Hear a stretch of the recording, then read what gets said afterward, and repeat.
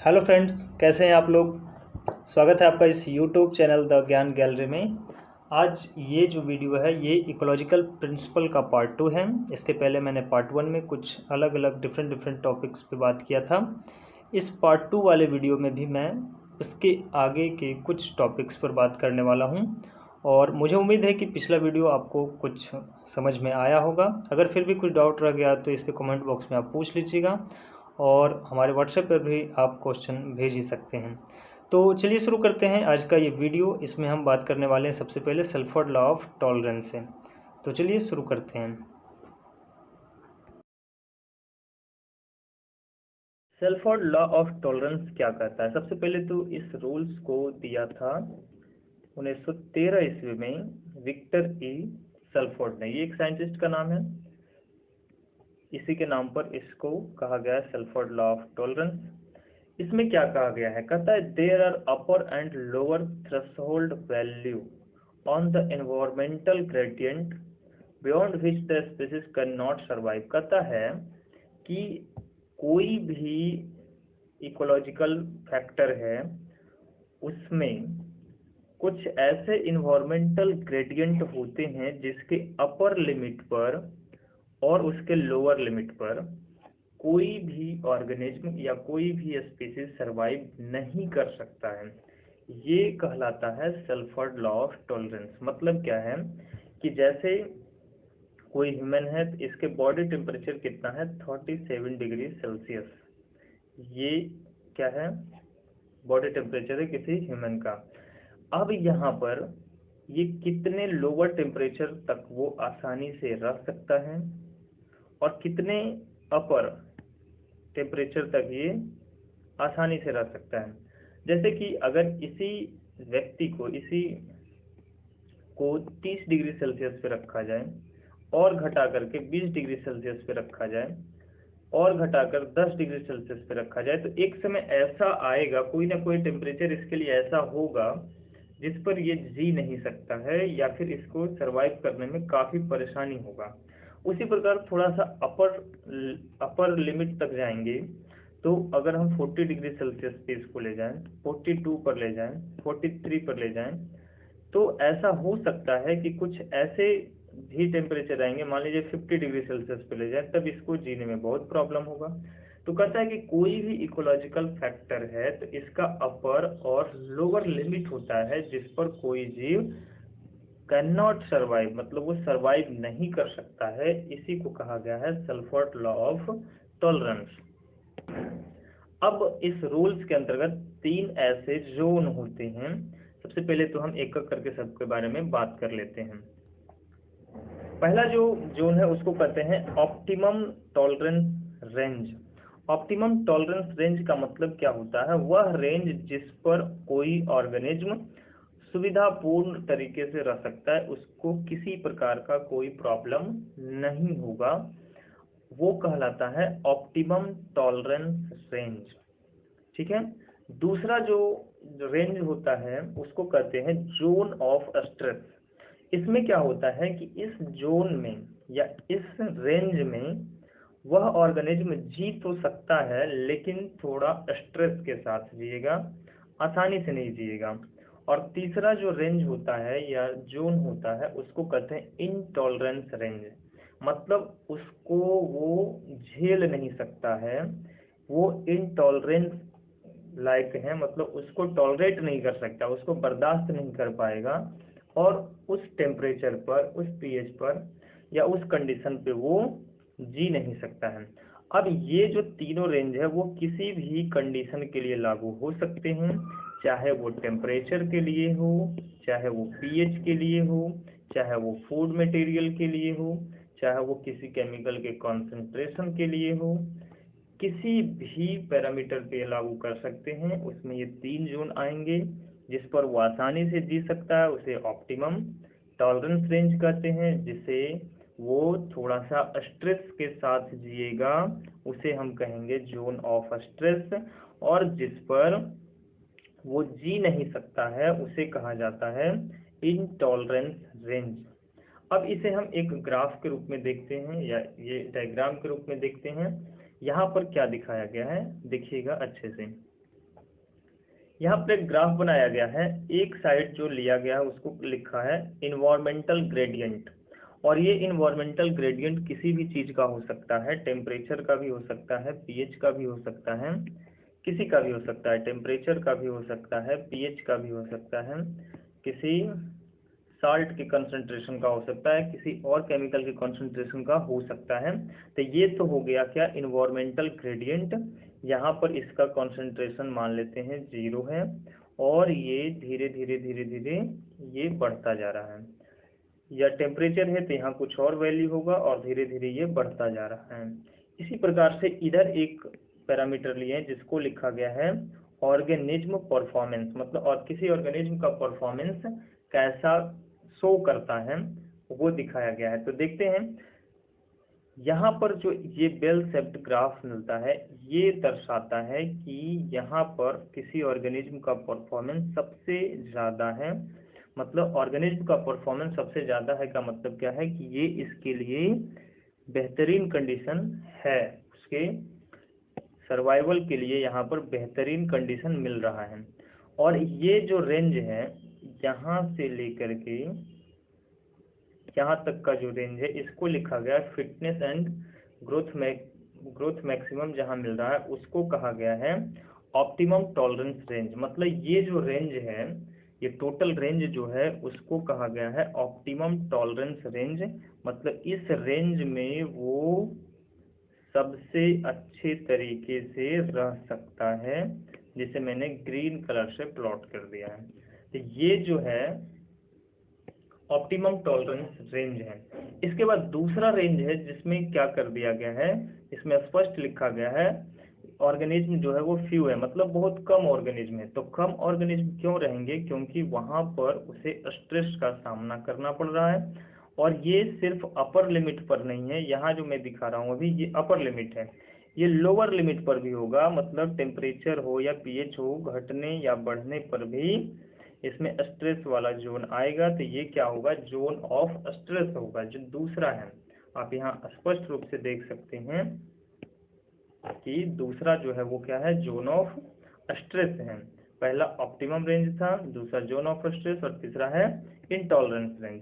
इसके बाद देखिए जोन ऑफ स्ट्रेस के बाद तीसरा जो होता है उसको कहा गया है, उसमें लिखा हुआ है ऑर्गेनिज्म अब्सेंट। इसमें क्या है, ऑर्गेनिज्म अब्सेंट है। तो कोई ऑर्गेनिज्म क्यों अब्सेंट रहेगा, क्योंकि वहां पर वो उस कंडीशन को, उस इकोलॉजिकल फैक्टर को वो टॉलरेट नहीं कर पा रहा है, मतलब उसको सहन करना उसके लिए आसान नहीं है। सीधे सीधे क्या होगा, उस ऑर्गेनिज्म की डेथ हो जाएगी। तो वहां पर ऑर्गेनिज्म अब्सेंट होगा। तो ये 3 रेंज होते हैं किसके अंतर्गत, सेल्फोर्ड लॉ ऑफ टॉलरेंस में। और इसमें जो ग्राफ मिलता है वो कैसा है, बेल शेप्ड ग्राफ है इस टाइप का। ठीक है, बस इतना ही है सेल्फोर्ड लॉ ऑफ टॉलरेंस के अंतर्गत। अब यहाँ पर बात आती है कि अलग अलग कंडीशन के लिए ये जो बेल शेप्ड ग्राफ है वो अलग अलग हो सकता है। अगर ये रेंज और छोटा हो जाए, ऑप्टिमम रेंज छोटा हो जाए, तो ये जो बेल शेप्ड दिख रहा है ये और छोटा मिलेगा। जैसे कि हम एक बनाना चाहें तो ऐसे बना सकते हैं, ये और छोटा हो सकता है, किसी का और बड़ा हो सकता है। ये बेल शेप्ड जो ग्राफ है वो घटता बढ़ता रहेगा अलग अलग कंडीशन के लिए। तो ये जो ऑप्टिमम टॉलरेंस रेंज है, इसके जो रेंज है इसके आधार पर 2 शब्द या 2 प्रीफिक्स का यूज किया जाता है। यहाँ आप देख सकते हैं, यहाँ पर क्या कहता है कि the prefix steno and Yuri, यहाँ पे 2 शब्द का इस्तेमाल किया जाता है। ये क्या कहता है, steno and eury are used for narrow and wide range. मतलब क्या कहता है कि अगर कोई ऑप्टिमम रेंज जो होता है वो नैरो होता है, बहुत कम है। जैसे कि हम एक एग्जांपल के रूप में समझना चाहते हैं, एग्जांपल लेते हैं कि कोई बैक्टीरिया है। अब कोई बैक्टीरिया है तो उसके लिए जो ऑप्टिमम ग्रोथ का जो टेम्परेचर है, मान लेते हैं कि 30 से 35 डिग्री सेल्सियस तक का वो आसानी से ग्रोथ और अच्छा परफॉर्मेंस शो कर रहा है। और कोई और बैक्टीरिया है जो 25 से लेकर के 45 डिग्री सेल्सियस पर अच्छे से ये परफॉर्मेंस शो कर रहा है। तो यहाँ पर आप देख सकते हैं ये पहला कंडीशन है, ये दूसरा कंडीशन है। तो यहाँ पर दोनों का जो रेंज है वो अंतर है। यहाँ पर कितने का अंतर है? ओनली 5 डिग्री सेल्सियस का अंतर है। यहाँ कितना हो गया? 20 डिग्री सेल्सियस का अंतर है। तो हम कह सकते हैं कि इसका जो रेंज है, पहले वाले का जो रेंज है ओनली 5 डिग्री सेल्सियस का रेंज है, जबकि दूसरे वाले का जो रेंज है वो 20 डिग्री सेल्सियस का रेंज है। तो नैरो किसका होगा? जिसका कम से कम रेंज है वो नैरो होगा, जिसका ज़्यादा है वो वाइड रेंज में है। तो जो नैरो रेंज में आएगा उसके लिए क्या शब्द इस्तेमाल किया जाएगा? स्टेनो। और जिसके लिए वाइड रेंज के लिए आएगा उसके लिए क्या शब्द इस्तेमाल किया जाएगा? यूरी। और इस आधार पर इसको अलग अलग कंडीशन के लिए अप्लाई किया गया है। मैं फिर से एक बार इसका अलग अलग जो कंडीशन है उस पर मैं बात कर लेता हूँ। यहाँ पर आपको कंडीशन लिखा हुआ है, क्या है? वाटर है, सैलिनिटी है, फूड है, हैबिटेट है, टेम्परेचर है। तो देखिए सबसे पहले वाटर। वाटर क्या है? अगर जो कोई प्लांट है तो उसको कितना वाटर मिलना चाहिए, ये बात भी उस पर डिपेंड करता है। अब यहाँ पर अगर जो वो वाटर स्ट्रेस को बहुत लॉन्ग रेंज में वो झेल सकता है, लॉन्ग रेंज उसके लिए ऑप्टिमम है, तो वो क्या कहलाएगा? यूरिहाइड्रिक। ठीक है, वाइड रेंज अगर उसको मिलता है। अगर कोई शॉर्ट रेंज के लिए है, वाटर के कंसंट्रेशन या वाटर कैपेबिलिटी में वो शॉर्ट रेंज में है, तो उसको क्या कहेंगे? अस्टेनोहाइड्रिक। ठीक है। इसी प्रकार से सैलिनिटी। सैलिनिटी मतलब क्या होता है? सॉल्ट का कंसंट्रेशन। अगर सॉल्ट का कंसंट्रेशन ज्यादा रेंज तक वो सरवाइव कर सकता है तो उसको हम क्या कहेंगे? यूरी हेलाइन। यहाँ पर एक शब्द है यूरी हेलाइन। और अगर वही नैरो रेंज पर, नैरो रेंज का मतलब क्या है कि कम से कम रेंज में ही वो सरवाइव कर पाता है, उससे ज़्यादा रेंज होगा तब भी उसके लिए स्ट्रेस कंडीशन आ जाएगा या उस पर डेथ हो जाएगा, उससे कम स्ट्रेस पर आएगा तब भी उसके लिए वो स्ट्रेस का कंडीशन आएगा, तो उसको क्या कहेंगे? स्टेनो हेलाइन। उसी प्रकार से फूड है। कोई ऐसा होता है जो डिफरेंट डिफरेंट फूड सोर्स को क्या करता है? डिफरेंट डिफरेंट फूड के सोर्स पर डिपेंड रहता है, और कुछ ऐसे होते हैं जो गिने चुने फूड सोर्स पर डिपेंड रहते हैं। इस आधार पर इसको क्या कहते हैं? स्टेनोफेजिक और यूरिफेजिक। अब जैसे एक ऑर्गेनिज्म है, एक एनिमल है जिसको कहते हैं पांडा। पांडा क्या करता है? सिर्फ और सिर्फ बांस के पत्तों पर अपना भोजन करता है, कोई दूसरे चीज को ये खाता ही नहीं है। अब इसके लिए जो फूड का रेंज है वो कितना है? सिर्फ एक प्लांट। तो ये कौन सा रेंज में आएगा? नैरो रेंज में आएगा। अब कोई दूसरे, अब अगर हिरन को ले लेते हैं या बकरी को ले लेते हैं, तो ये किसी भी घास को खा सकते हैं, मतलब बहुत सारे वेराइटीज के, कोई अगर जो हिरन ही है तो ये बहुत सारे वेराइटीज के घास को या प्लांट को खा सकते हैं। तो इसके लिए ये जो रेंज आएगा वो क्या कहलाएगा? वाइड रेंज आएगा, क्योंकि ये ढेर सारे प्लांट पर खाना खा सकते हैं। तो ये इसके लिए ये क्या कहलाएगा? यूरिफेजिक होगा। मतलब यूरिफेजिक फूड के संदर्भ में बात करेंगे तो वो यूरिफेजिक होगा जिसका फूड सोर्स जो है वो वाइड रेंज में है, और जिसका फूड सोर्स नैरो रेंज में है उसको क्या कहा जाएगा? स्टेनोफेजिक कहलाएगा। इसी प्रकार से है हैबिटेट। हैबिटेट में क्या करता है? स्टेनोइसियस। यहाँ पर शब्द क्या है? इसियस। स्टेनोइसियस का मतलब क्या है? वो कम से कम वेराइटी के स्थान पे रह सकता है। और दूसरा क्या है? यूरिइसियस। यूरिइसियस का मतलब है उसे कहीं भी ले जाकर के रख देंगे वो अच्छे से सरवाइव कर लेगा, किसी भी कंडीशन में रख देंगे वो अच्छे से सरवाइव कर जाएगा। तो यूरिइसियस का मतलब होता है डिफरेंट डिफरेंट जगह पे वो रहना पसंद कर सकता है। स्टेनोइसियस का मतलब है वो गिने चुने स्थान पर ही पसंद रखेगा, अपना पसंद रख सकता है। इसके बाद क्या है? टेम्परेचर। टेम्परेचर में क्या है कि जो कम रेंज के टेम्परेचर को अपना ऑप्टिमम टेम्परेचर बना ले उसको कहेंगे स्टेनोथर्मल, और जो ज़्यादा रेंज के टेम्परेचर को भी ऑप्टिमम मानता है या रखता है उसे क्या कहेंगे? यूरीथर्मल। मैंने जो एग्जांपल दिया है कि अगर 5 डिग्री सेल्सियस तक का ही वो रेंज है और किसी का 20 डिग्री सेल्सियस तक का रेंज है, तो जाहिर सी बात है जिसका रेंज कम है, 5 डिग्री सेल्सियस का रेंज ही है, वो स्टेनोथर्मल कहलाएगा। जिसका 20 डिग्री सेल्सियस का रेंज है, कम से लेकर के ज़्यादा से ज़्यादा जो उसका ऑप्टिमम है उसके अंतर को हम निकालते हैं ना, तो इसमें 20 डिग्री सेल्सियस का रेंज है, तो इसको क्या कहेंगे? यूरीथर्मल कहेंगे। तो ये कुछ शब्द हैं जो कि आपको ध्यान रखने होंगे। देखते हैं आगे क्या है। इसके बाद है इकोसिस्टम। इकोसिस्टम बहुत ही आसान है। इसमें क्या करता है, इंटरैक्टिंग सिस्टम। क्या है ये इकोसिस्टम है क्या, ये एक प्रकार का क्या है, इंटरैक्टिंग सिस्टम है। किसके मेडअप ऑफ है, किसका है, living and non living object. Ecosystem में लिविंग एंड नॉन लिविंग जो ऑब्जेक्ट होते हैं उसके बीच कोई ना कोई रिलेशन है, और वो क्या कहलाता है, एक इकोसिस्टम कहलाता है।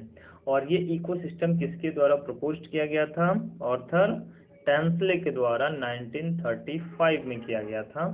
इकोसिस्टम क्या है, एक प्रकार का सिस्टम है। सिस्टम है का मतलब क्या है कि इसमें कई स्तर होंगे जिस पर कोई ना कोई क्रियाएं चलते रहते हैं, और ये मुख्य रूप से इस बात पर डिपेंड करता है कि जो भी ऑर्गेनिज्म है उसका फूड सोर्स क्या है, फूड मटेरियल जो है उसका वो कहाँ से आ रहा, और ये इस बात के लिए एक दूसरे पर या एक साइक्लिक फॉर्म में या एक यूनिडायरेक्शनली डिपेंड होते हैं, और यही सब मिल करके बनाते हैं इकोसिस्टम। अब इकोसिस्टम का जो कंपोनेंट है, आगे क्या पढ़ना है, इकोसिस्टम का कंपोनेंट इसमें दो है। जैसे इकोलॉजिकल फैक्टर में दो कंपोनेंट थे, बायोटिक और एबायोटिक, वैसा ही इकोसिस्टम है। और इकोसिस्टम में क्या है, एक है एबायोटिक कंपोनेंट और दूसरा है बायोटिक कंपोनेंट। ठीक है। अब क्या है, एबायोटिक कंपोनेंट के बारे में जैसे हम बात किए थे, टेम्परेचर है, लाइट है, एयर है, वाटर है, प्रेसिपिटेशन है, पीएच है, सैलिनिटी है, न्यूट्रिएंट्स है, और भी हो सकते हैं। तो ये सब क्या है, एबायोटिक कंपोनेंट है जिसमें कोई जीवन नहीं होता है, लेकिन ये सब क्या करते हैं, किसी न किसी जीव को प्रभावित करते हैं, उसके ऑर्गेनिज्म के बिहेवियर, उसके लाइफ स्टाइल को प्रभावित करते रहते हैं। ये हो गया एबायोटिक कंपोनेंट। दूसरा होता है बायोटिक कंपोनेंट। बायोटिक कंपोनेंट में फिर से उसको अगर हम बांटना चाहेंगे तो उसको हम दो कैटेगरी में बांट सकते हैं। एक होता है ऑटोट्रॉप्स। ऑटोट्रॉप्स किसको कहते हैं, जो कि सेल्फ डिपेंडेंट होते हैं, मतलब वो किसी दूसरे पर डिपेंडेंट नहीं होते हैं फूड सोर्स के लिए, खुद से फोटोसिंथेसिस करते हैं, और इसलिए इसको कहा जाता है प्रोड्यूसर। इकोसिस्टम में इसको क्या कहते हैं, प्रोड्यूसर। प्रोड्यूसर क्या करता है, प्रोड्यूस करता है। क्या प्रोड्यूस करता है, ऑर्गेनिक मैटर, है ना, ऑर्गेनिक मटेरियल जो कि किसी एनिमल के लिए काम आता है फूड के तौर पे। और दूसरा क्या होता है, हेट्रोट्रॉप्स। हेट्रोट्रॉप्स क्या होता है, जो अपना अपना मतलब कि कार्बनिक रसायन का संश्लेषण नहीं करता है, ये हो जाता है हेट्रोट्रॉप्स। ये भोजन को डायरेक्ट किसी दूसरे ऑर्गेनिज्म से प्राप्त करता है। और ये हेट्रोट्रॉप्स को फिर से कैटेगरी में बांटा गया है, जिसे कहा गया है कंज्यूमर्स, और दूसरा कहा गया है डिकम्पोजर। कंज्यूमर किसको कहते हैं, जो किसी दूसरे ऑर्गेनिज्म या दूसरे प्लांट को डायरेक्ट खा जाता है और उससे भोजन ग्रहण करता है। अब इसमें भी अलग अलग कैटेगरी हैं, क्या क्या है, एक है हर्बीवोरी, एक है कार्निवोरी, एक है ओमनिवोरी, और एक है डेट्रिटिवोरस या डेट्रिटिवोरी। तो यहाँ पर क्या होता है, ये सब पता है, ये शाकाहारी है, मांसाहारी है, ये सर्वाहारी करते हैं, मतलब जो हर्बीवोरी और कार्निवोरी दोनों को गुण रखता है। डेट्रिटिवोरस क्या होता है, जो डेड ऑर्गेनिक मैटर या डेड ऑर्गेनिज्म पर फीड करता है, किसी मृत प्राणी या प्लांट पर अपना मतलब भोजन ग्रहण करता है, उसे उसको डेट्रिटिवोरस कहते हैं। इसके बाद आता है दूसरा कैटेगरी जो इसका था, वो डिकम्पोजर है। डिकम्पोजर क्या करता है, सड़ाने गलाने का काम करता है। कोई ऑर्गेनिज्म अगर मरा पड़ा हुआ है तो उसको डिग्रेड करेगा, उसके मटेरियल को वो डिकम्पोज करेगा और उससे अपना न्यूट्रिशन प्राप्त करेगा, जिसमें बैक्टीरिया और फंजाई हैं। तो ये जितने नाम आए हैं ये सब क्या है, इकोसिस्टम का कंपोनेंट है।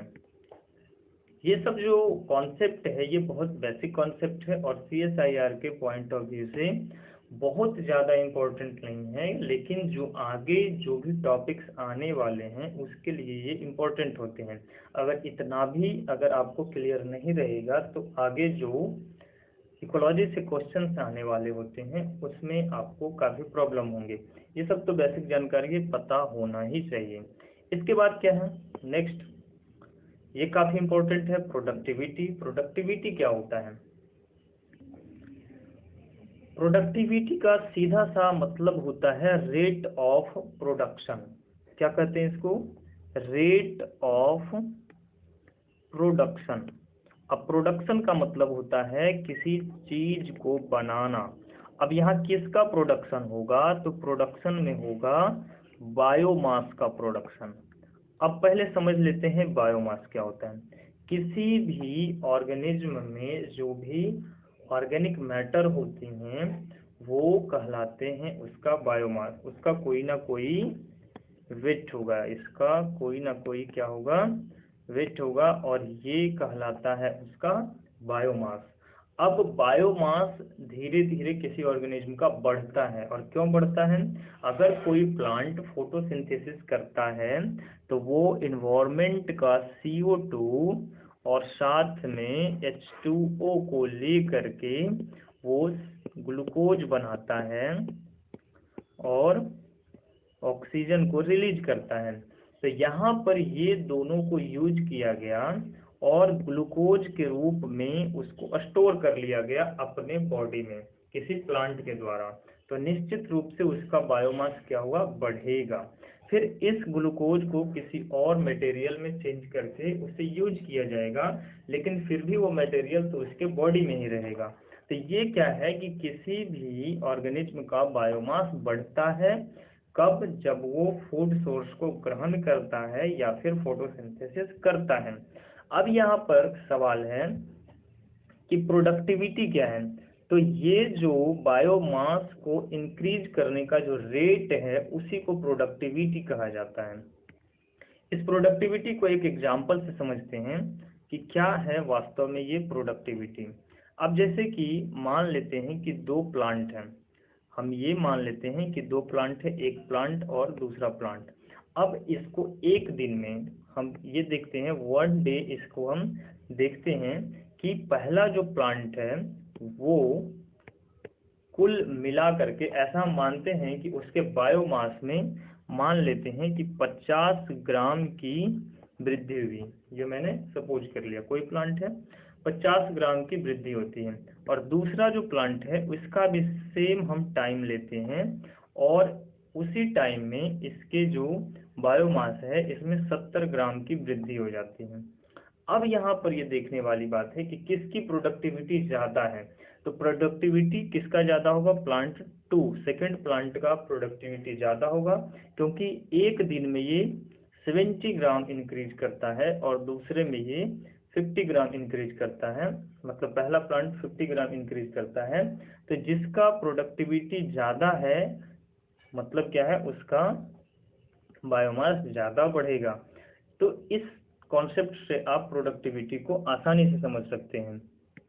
अगर फिर भी कोई कंफ्यूजन रहता है तो आप थोड़ा सा बुक में देखिएगा, इसका थोड़ा सा डिटेल एक्सप्लेनेशन भी मिलेगा, लेकिन कुल मिलाकर बात यही लिखा हुआ रहेगा। ठीक है। अब यहाँ पर मैं पहले इसको मिटा देता हूँ।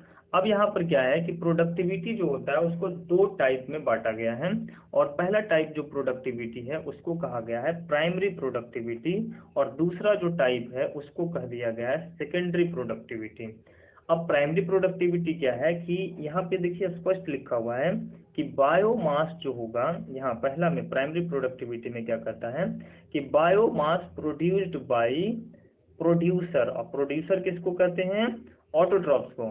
तो ऑटोट्रॉप्स मतलब कोई फोटोसिंथेसिस के कारण अपने बायोमास को इंक्रीज कर रहा है और उससे अगर हम प्रोडक्टिविटी निकालते हैं तब वो कहलाएगा प्राइमरी प्रोडक्टिविटी।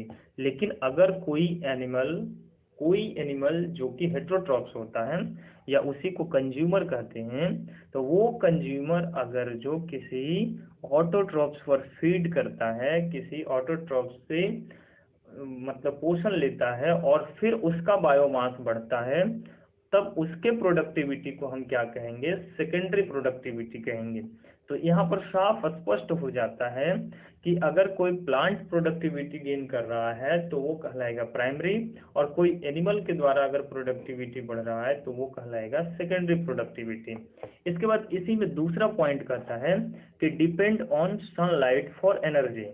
अब यहाँ पर आप भी जानते होंगे कि अगर कोई फोटोसिंथेटिक ऑर्गेनिज्म है या कोई फोटोसिंथेसिस कर रहा है तो एनर्जी के लिए वो कहाँ डिपेंड होगा, सनलाइट पे डिपेंड होगा। लेकिन लेकिन एनिमल जो होता है वो किस पर डिपेंड होगा, डिपेंड ऑन प्राइमरी प्रोडक्टिविटी। मतलब अगर कोई प्लांट का प्रोडक्टिविटी है तो उसी पर वो डिपेंड रहेगा एनिमल, क्योंकि अल्टीमेटली कोई ना कोई एनिमल किसी न किसी प्लांट पर ही डिपेंड रहेगा। ठीक है। अब यहाँ पर क्या है कि कोई ऐसा एनिमल है जो कि डायरेक्ट प्लांट पर फीड नहीं करता लेकिन फिर भी फूड चेन में तो प्लांट पर डिपेंड है ना। कोई शेर है जो अपना फूड जो है वो किसी खरगोश से लेता है, तो खरगोश तो अल्टीमेटली डिपेंड है किसी प्लांट पर।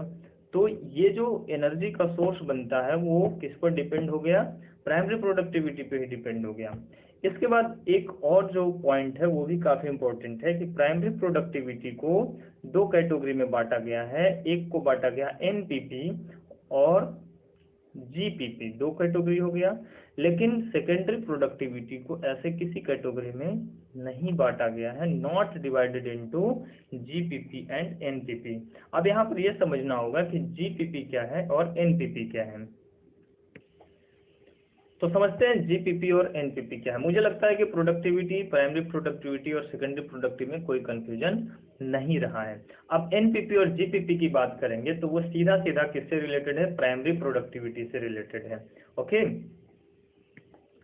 सबसे पहले आता है जीपीपी, और जीपीपी का पूरा नाम क्या होता है, ग्रॉस प्राइमरी प्रोडक्टिविटी। आपने पहले भी इसे कहीं पढ़ रखा होगा। तो क्या कहते हैं इसको, ग्रॉस प्राइमरी प्रोडक्टिविटी कहता है the total rate of photosynthesis producing of biomass. मतलब जितना बायोमास को प्रोड्यूस कर पाएगा टोटल, उसको क्या कहेंगे हम, जीपीपी या फिर ग्रॉस प्राइमरी प्रोडक्टिविटी। अब क्या होता है जीपीपी, देखते हैं। अगर कोई प्लांट है, अब सीधी सी बात है कि हम जीपीपी की बात कर रहे हैं, प्राइमरी प्रोडक्टिविटी की बात कर रहे हैं, तो एनिमल तो इसमें होगा ही नहीं है, तो प्लांट ही होगा। प्लांट के रूप में कोई भी हो सकता है, मतलब यूनिसेलुलर भी हो सकता है, कोई अलगी हो सकता है, कोई अलगी है, या कोई फाइटोप्लैंक्टन है, कोई लेक में या किसी किसी भी मतलब ओशियन में कहीं भी कोई फाइटोप्लैंक्टन भी रह सकता है। बड़े बड़े वृक्ष भी रह सकते हैं, बड़े बड़े ट्रीज भी रह सकते हैं, झाड़ियां हो सकते हैं, छोटे छोटे प्लांट्स भी हो सकते हैं, कोई भी हो सकते हैं, लेकिन वो होंगे प्लांट ही। तो यहाँ पर प्राइमरी प्रोडक्टिविटी की बात करेंगे तो कोई प्लांट है जो फोटोसिंथेसिस करेगा और उसमें वो क्या करेगा, अपने बायोमास को इंक्रीज करेगा। तो जितना टोटल बायोमास को इंक्रीज कर पाएगा वो कहलाएगा ग्रॉस प्राइमरी प्रोडक्टिविटी। अब मान लेते हैं कि कोई ऐसा है जो 30 ग्राम बायोमास को इंक्रीज करता है, कितने, 30 ग्राम अपने बायोमास को इंक्रीज करता है वन डे में, एक दिन की हम बात कर लेते हैं। हम तो ये टाइम लिमिट कोई भी ले सकते हैं ना, एक ईयर भी ले सकते हैं, हम एक घंटे भी ले सकते हैं। तो हमने माना कि एक दिन में ये 30 ग्राम अपने बायोमास को इंक्रीज करते हैं, तो इसका टोटल ग्रॉस प्राइमरी प्रोडक्टिविटी कितना है, 30 ग्राम। यहाँ तक कि सिर्फ ग्राम में इसको व्यक्त नहीं करते हैं ना, इसके लिए कोई एरिया भी लेना होता है कि कितने एरिया में ये काम कर रहा है। ठीक है, तो हम फिलहाल एरिया को स्किप करते हैं समझने के लिए कि ये 30 ग्राम जो है वो एक दिन में किया। एरिया कुछ भी मान लेते हैं, उसको हम फिलहाल स्किप करते हैं। तो ये हुआ 30, यूनिट इसका अलग बनेगा। अब यहाँ पर दूसरा आता है कि नेट प्राइमरी प्रोडक्टिविटी क्या होता है। तो जितना इसने फोटोसिंथेसिस से अपने अंदर ऑर्गेनिक मटेरियल को स्टोर किया था, उसमें से कुछ को ये यूज कर लेगा अपने रेस्पिरेशन में। जैसे ये अगर इसका बायोमास बढ़ा है तो निश्चित रूप से उसके अंदर C6H12O6 का सिंथेसिस हुआ होगा, किसके द्वारा, फोटोसिंथेसिस के द्वारा, और तभी इसका बायोमास इंक्रीज हुआ है।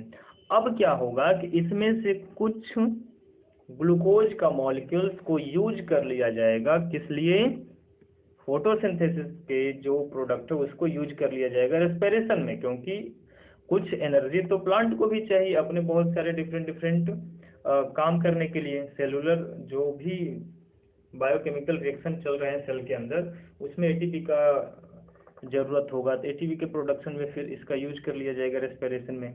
तो वहां पर क्या होगा कि इसका कुछ ना कुछ यूज कर लिया जाएगा। अब मान लेते हैं कि लगभग 10 ग्राम ऐसे बायोमास थे जिसका यूज कर लिया गया, किसमें, रेस्पिरेशन में। तो ये तो रेस्पिरेशन में चला गया 10 ग्राम, कितने देर में, 1 डे में, एक दिन में 10 ग्राम को यूज कर लिया। तो अब टोटल कितना बचता है, तो 30 बना था, 10 को यूज कर लिया तो बच गया ये 20 ग्राम। ये जो 20 ग्राम बचता है इसको कहा जाता है NPP, net primary productivity. Net primary productivity मतलब खा पी करके जितना हम बचा लेते हैं वो हमारा नेट प्राइमरी प्रोडक्टिविटी हो जाएगा, और टोटल कमाई जितनी कर लेंगे वो हमारा ग्रॉस प्राइमरी प्रोडक्टिविटी में आएगा। तो जितना टोटल है वो ग्रॉस, और खर्च करके जो बच गया वो नेट। और यहाँ पर ये फॉर्मूला भी है, NPP is equal to GPP minus respiration. Respiration में जितने खर्च हो गए उसको जीपीपी में घटा देंगे तो बच जाएगा एनपीपी। क्लियर हो गया? बहुत ही आसान सा कॉन्सेप्ट है। अब ये जो प्रोडक्टिविटी है इसको कैलकुलेट भी करना होता है। कैसे कैलकुलेट किया जाता होगा देखिएगा। अच्छा, यहाँ पर पैटर्न इन प्राइमरी प्रोडक्टिविटी है, यहाँ पर मेजरिंग है।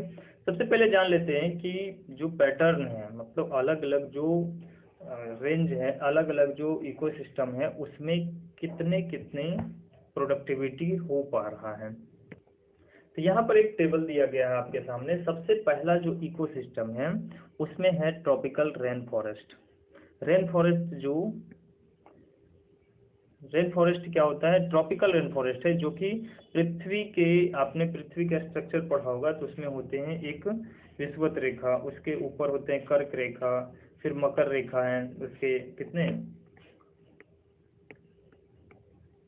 इतने डिग्री पर क्या होते हैं, कर्क रेखा है एक साइड, दूसरी साइड मकर रेखा है। तो इसके बीच में जो क्षेत्र पाए जाते हैं उसमें जो फॉरेस्ट होते हैं वो ट्रॉपिकल रेन फॉरेस्ट होते हैं। तो वैसे ही अलग अलग हैं, बहुत सारे इकोसिस्टम है पृथ्वी पर, अलग अलग हैं। टेम्परेट रिवर ग्रीन फॉरेस्ट है, टेम्परेट डेसिडुअस फॉरेस्ट है, फिर इसको बोरियल फॉरेस्ट कहते हैं, इसी को कहा जाता है, एक और नाम है जिसको टाइगा वन कहा जाता है। फिर सवाना है, कल्टीवेटेड लैंड है जिसमें खेती बाड़ी की जाती है। टेम्परेट ग्रासलैंड है, टुंड्रा प्रदेश है जो कि बहुत ही ठंडे प्रदेश में पाया जाता है। फिर ओपन ओशियन है जो कि महासागर जिसको कहते हैं। डेजर्ट स्रब है जिसमें डेजर्ट में बहुत सारी झाड़ी पाई जाती है, उसको डेजर्ट स्रब कहा जाता है। तो सबकी प्राइमरी प्रोडक्टिविटी दिया हुआ है, नेट प्राइमरी प्रोडक्टिविटी दिया गया है। यहाँ पर शॉर्ट में लिखना क्या हो गया, एनएनपी लिखा गया, ये एनपीपी लिखा था, यहाँ करेक्ट कर देते हैं, क्या होगा, एनपीपी, मिस्टेक हुआ। तो यहाँ पर क्या है, इसका यूनिट क्या होता है, ग्राम प्रति मीटर स्क्वायर प्रति ईयर। क्या कहता है इसका यूनिट, ध्यान से रखिएगा, ग्राम प्रति मीटर स्क्वायर प्रति ईयर, मतलब हर साल और हर मीटर स्क्वायर क्षेत्र में कितने ग्राम प्रोडक्टिविटी हो रहा है। अब इसको हम किलोमीटर में भी ले सकते थे, इसको हम केजी में भी ले सकते हैं, इसको और भी कोई हम टाइम लिमिट कर सकते हैं, है ना। तो यहाँ पर जो लिमिट दिया गया है, यूनिट दिया गया, उसके आधार पर क्या कहता है कि सबसे ज्यादा जो प्राइमरी प्रोडक्टिविटी या एनपीपी होता है वो किसका होता है, ट्रॉपिकल रेन फॉरेस्ट का होता है। इसके बाद आप अलग अलग का रेंज देख सकते हैं। जो कल्टीवेटेड लैंड होता है जहाँ पे हम लोग खेती बाड़ी करते हैं उसका कितना है, 644 होता है। उसी प्रकार से ओपन ओशियन का 127 है। सबसे कम दिया गया है डेजर्ट श्रब का दिया हुआ है, इससे भी कम होते हैं। मैंने सिर्फ उसी को यहाँ पे इंक्लूड किया जो मुझे लगा कि चलो इतना जानकारी होनी चाहिए। आप किसी भी बुक को देखिएगा तो इससे और भी ज्यादा बड़ी लिस्ट आपको मिल जाएंगे, आप उससे अपनी जानकारी के अनुसार उससे कुछ डेटा निकाल लीजिएगा।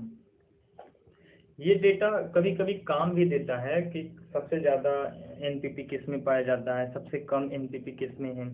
आपको अगर कुछ इतने याद रहा तो उसमें से 4 ऑप्शन दे दिए जाएंगे, कहा जाएगा सबसे ज्यादा एनपीपी इन चारों में से किसका है। तो कम से कम ये आपको क्रम पता होनी चाहिए कि किसका ज्यादा है किसका कम है। अब इसमें से कोई भी 4 ऑप्शन आपको उठा करके पूछ दिया जाए, जैसे कि सवाना है, कल्टीवेटेड लैंड है, टेम्परेट ग्रासलैंड है, और टेम्परेट डेसिडुअस फॉरेस्ट है। इसी 4 में से पूछे कि सबसे ज़्यादा किसका एनपीवी है। तो डेटा याद नहीं है लेकिन क्रम पता होनी चाहिए कि कौन ऊपर था और कौन नीचे था, तो इससे आप उसका आंसर कर पाएंगे। और ये एक लंबी लिस्ट भी आपको मिल जाएगा, पाथफाइंडर में भी आप देख सकते हैं, उसमें भी मैंने तो वहीं से ये डेटा उठाया है, तो वहाँ से भी आपको बहुत लंबी लिस्ट मिल जाएगी, आप उसे देख सकते हैं। इसके बाद क्या है, इसके बाद कहता है मेजरिंग ऑफ प्राइमरी प्रोडक्टिविटी। अब जो कुछ भी हम प्राइमरी प्रोडक्टिविटी पढ़ रहे हैं कि किसी टेम्परेट ग्रासलैंड का प्राइमरी प्रोडक्टिविटी क्या है या कोई ओशियन का प्राइमरी प्रोडक्टिविटी क्या है, किसी का भी प्राइमरी प्रोडक्टिविटी क्या है, तो इसको कैलकुलेट कैसे करते हैं। तो इसके लिए बहुत सारे मेथड हो सकते हैं, और यहाँ पर जो मेथड मैंने इसको रखा है, मुझे जितना मिल पाया है पाथफाइंडर से मैंने लिया है, तो यहाँ पर 2 मेथड हैं। पहला है ऑक्सीजन एमिशन मेथड और दूसरा है radio active tracer method. 2 method का यूज किया गया है, और ये जो मेथड को लिया गया है ये किस में है, एक्वेटिक सिस्टम के लिए है। ये एक्वेटिक सिस्टम में बहुत ही अच्छे तरीके से यूज किया गया है। इसमें एक और नेम दिया गया है, पहला जो है ऑक्सीजन एमिशन मेथड, इसको कहा गया है light and dark bottle method, क्योंकि इसमें 2 प्रकार के बोतल का यूज किया जाता है। एक बोतल को कहते हैं लाइट बोतल और दूसरे बोतल को कहते हैं डार्क बोतल। वास्तव में डार्क होता है और दूसरा लाइट होता है। और एक और मेथड हो गया जिसको कहते हैं रेडियो एक्टिव ट्रेसर मेथड। हम सबसे पहले ऑक्सीजन इमिशन मेथड की बात कर लेते हैं, फिर रेडियो एक्टिव ट्रेसर मेथड की बात कर लेंगे। तो देखते हैं क्या करता है ऑक्सीजन इमिशन मेथड। यहाँ आपको एक फिगर भी दिख रहा होगा जिसमें मैंने 2 बोतल लिया है। मैंने क्या लिया, मतलब ये एक्सपेरिमेंट में लिया गया है। तो इसमें 2 बोतल का यूज किया गया है, एक जो है वो डार्क है और दूसरा क्या है, लाइट है। ये क्या है एकदम, ये क्या है, ये लाइट है, सॉरी ये डार्क है, क्योंकि इसको मैंने पूरे डार्क कर दिया है। यहाँ पे आप डार्क देख रहे हैं, और दूसरा क्या है, ये लाइट बॉटल है। और ऐसा कॉन्सेप्ट क्यों आया, तो देखिएगा क्या करता है। सबसे पहले तो किसी ओशियन में या किसी एक्वेटिक सिस्टम में क्या करते हैं, किसी निश्चित गहराई पर जाकर के, अब कोई ओशियन होगा तो इसमें पूरा अगर वाटर भरा हुआ है ना, तो निश्चित रूप से इसके पूरे इकोसिस्टम में कहीं पर भी अगर हम जाएंगे तो वहां पर कोई ना कोई फाइटोप्लैंक्टन होंगे। प्लैंकटन, फाइटोप्लैंक्टन का मतलब क्या होता है कि इसमें बहुत छोटे छोटे प्लांट्स इसमें फैले हुए होंगे, जो यूनिसेलुलर भी हो सकते हैं, हो सकता है मल्टी सेलुलर भी हो, लेकिन वो फिर भी बहुत छोटे होंगे, और वो अपना प्राइमरी प्रोडक्टिविटी शो कर रहे होंगे। तो किसी निश्चित गहराई से मान लेते हैं कि यहाँ से हमने कुछ वाटर को निकाल लिया, इस गहराई से हमने क्या किया, यहाँ से हमने वाटर को निकाला, और उस वाटर को क्या किया, हमने 2 बोतल में पैक कर दिया। एक बोतल लिया हमने डार्क बोतल और दूसरा बोतल लिया लाइट बोतल, जिसमें प्रकाश आसानी से पहुंच जाए। इसमें लाइट बोतल क्यों लिए, क्योंकि इसमें लाइट अंदर जा सकता है। डार्क बोतल क्यों लिए, डार्क बोतल ऐसा होता है, या ये डार्क बोतल ऐसा है जिसके ऊपर ऐसे कवर किया गया है जिससे वो लाइट अंदर जाए ही नहीं, ये डार्क बोतल हो गया। अब इसमें उस यहाँ से जो हमने वाटर को लिया था, इस दोनों में सेम अमाउंट में हमने उसको भर दिया, सेम अमाउंट में भर दिए, और उसको फिर से उस बोतल को पैक करके फिर से उसी गहराई में ले जाकर के रख देंगे। वाटर वहीं का है, वहीं पहुंचा दिए, अंतर क्या है कि 2 डिफरेंट बोतल में पैक करके। अब उसको हम अपने टाइम पीरियड के अनुसार रख सकते हैं। हमने यहाँ 1 घंटे लिया है, 1 आवर के लिए रखते हैं। अगर एक्सपेरिमेंट में इसको बढ़ाना चाहें तो बढ़ा भी सकते हैं, तो 1 आवर के लिए रखते हैं और 1 आवर के बाद निकालेंगे। यहाँ पर एक चीज और करना है कि जब हमने वाटर को यहाँ से निकाला था और बॉटल में पैक किया था, तो उस समय हम क्या करते हैं, O2 का कॉन्सेंट्रेशन देख लेते हैं कि उस वाटर में O2 का कॉन्सेंट्रेशन कितना है। तो हमने यहाँ लिखा है कि इनिशियल कॉन्सेंट्रेशन जो है वो कितना है, 10 mg पर लीटर। कितना आ गया भाई, 10 mg पर लीटर। अब चाहे डार्क बोतल हो चाहे लाइट बोतल हो, दोनों में हमने सेम वाटर ही डाला है, तो दोनों में जो इनिशियल कॉन्सेंट्रेशन होगा ऑक्सीजन का वो कितना होगा, 10 mg पर लीटर होगा। अब दोनों को हमने क्या किया, उसी गहराई में ले जाकर के रख दिया और 1 घंटे के लिए रखा। दोनों में क्या अंतर होगा, जिसमें लाइट पहुंचेगा उसमें फोटोसिंथेसिस होगा, मतलब इसमें क्या होगा, फोटोसिंथेसिस होगा, है ना। लेकिन जो डार्क बॉटल है, क्या इसमें फोटोसिंथेसिस होगा, उसमें फोटोसिंथेसिस नहीं होगा। अब यहाँ पर एक चीज और है, क्या रेस्पिरेशन करेगा, फाइटोप्लैंक्टन है तो रेस्पिरेशन तो करेगा ही। तो जो डार्क बॉटल है उसमें रेस्पिरेशन होगा, भले वो फोटोसिंथेसिस नहीं करे, लेकिन एनर्जी का यूज तो वो करेगा ना, और एनर्जी के लिए वो फोटोसिंथेसिस नहीं करके वो रेस्पिरेशन करेगा ही।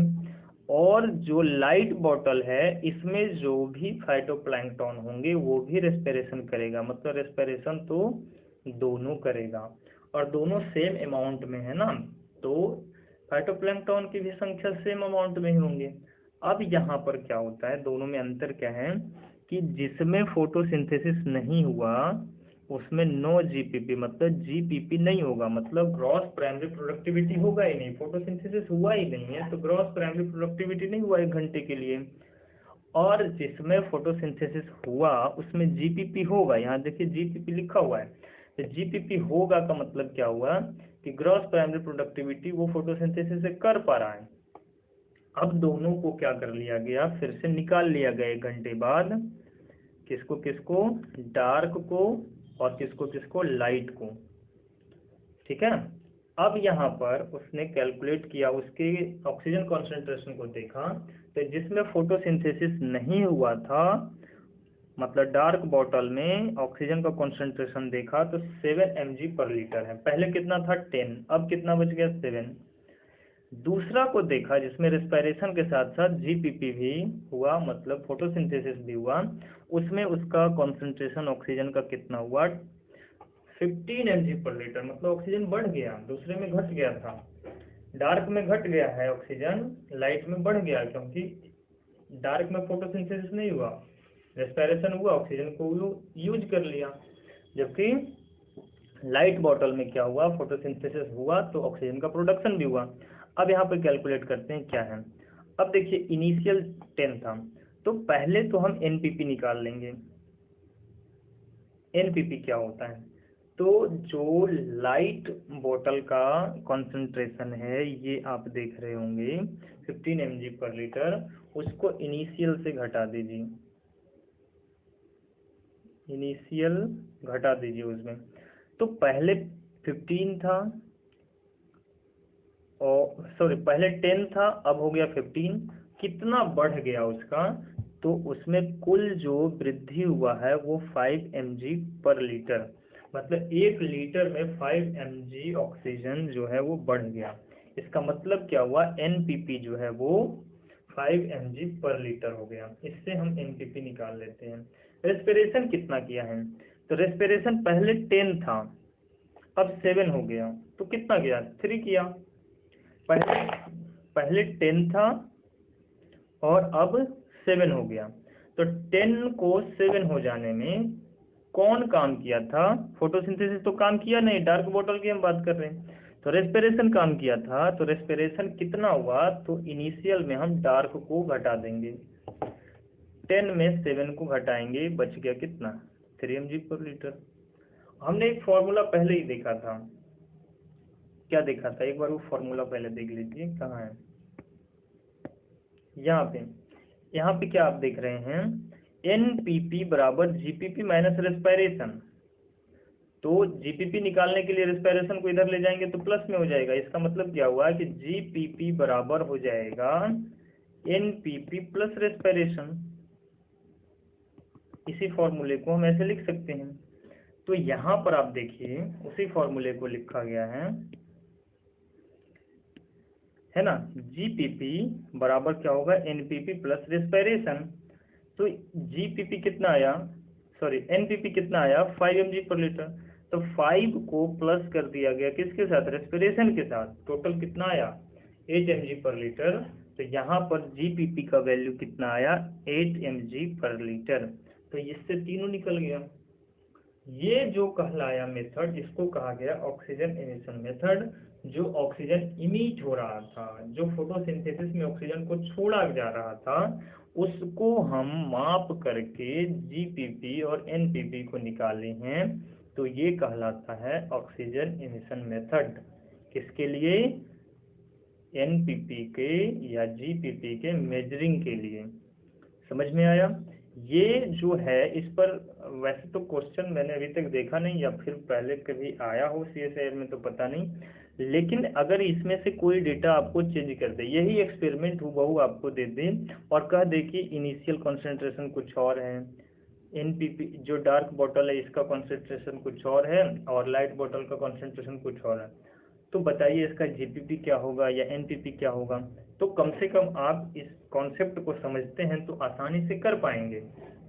अगर आपको यहाँ से डायरेक्ट जीपीपी निकालना हो तो आप आसानी से निकाल सकते हैं कि यहाँ पर देखिए, इस दो बॉटल का, इसमें कितना है 7, इसमें कितना है 15, तो रेस्पिरेशन तो दोनों में हुआ, तो रेस्पिरेशन कैंसिल कर दिया जाए तो बचेगा क्या? जीपीपी, क्योंकि इसमें नो जीपीपी है, इसमें जीपीपी प्रेजेंट है, तो कितना शेष बचता है? 8 ही तो बचता है, 7 तो दोनों में होगा, तो 7 से कितना ज्यादा हो गए? 8, तो 8 जो मिला 8 mg पर लीटर जो है वो इसका क्या हो जाएगा?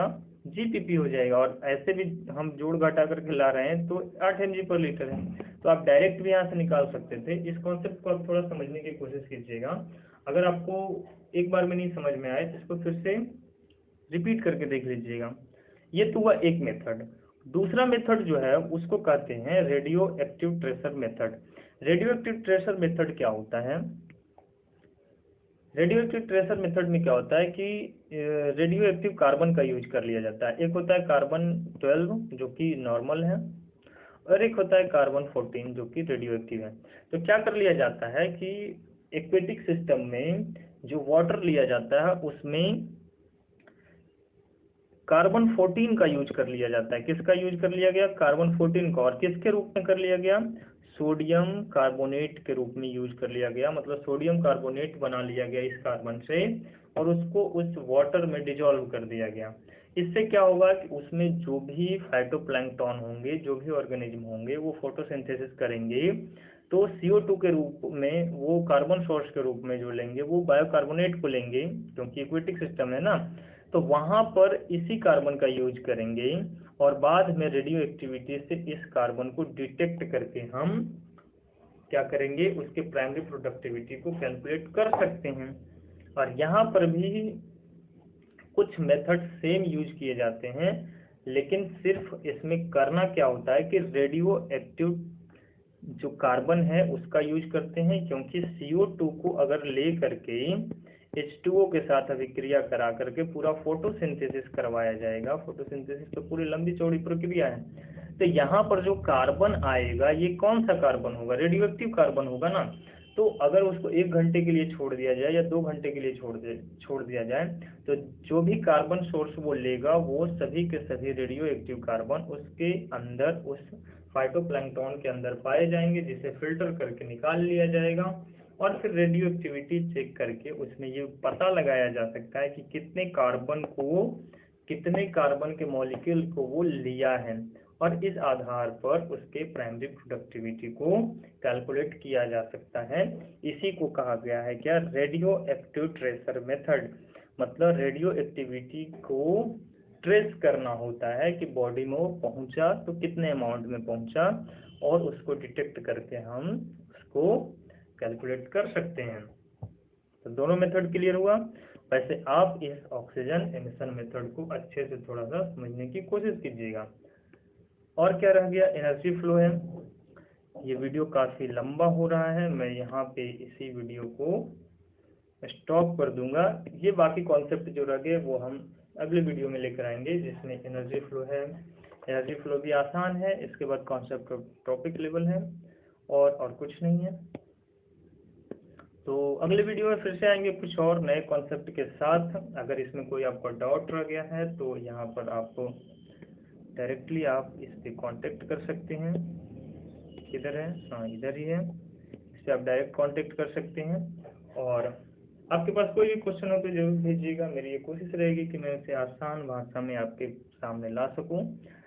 तो एक बार फिर से क्लास में जुड़े रहने के लिए थैंक यू सो मच। मिलते हैं अपने नेक्स्ट क्लास में, तब तक के लिए जय हिंद।